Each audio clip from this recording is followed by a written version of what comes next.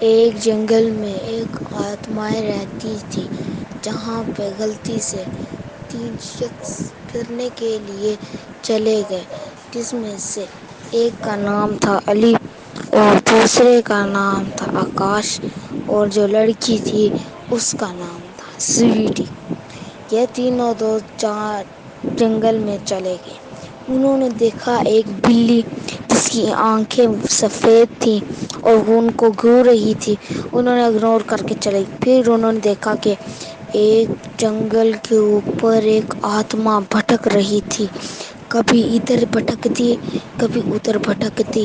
وہ یہی دیکھتے دیکھتے گھر چلے گئے۔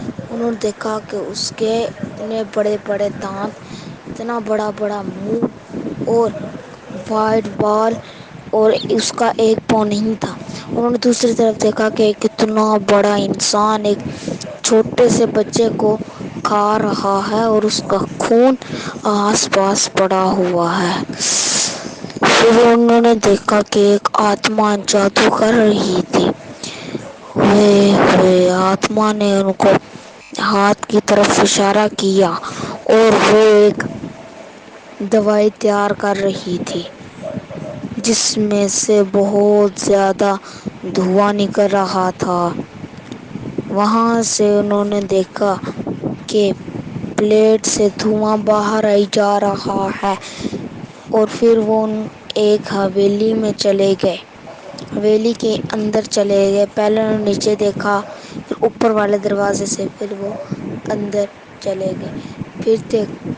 پھر ہمیں پتہ چلا کہ گھر کے اوپر ایک بلی تھی، وہی بلی جس کے اندر آتما تھی۔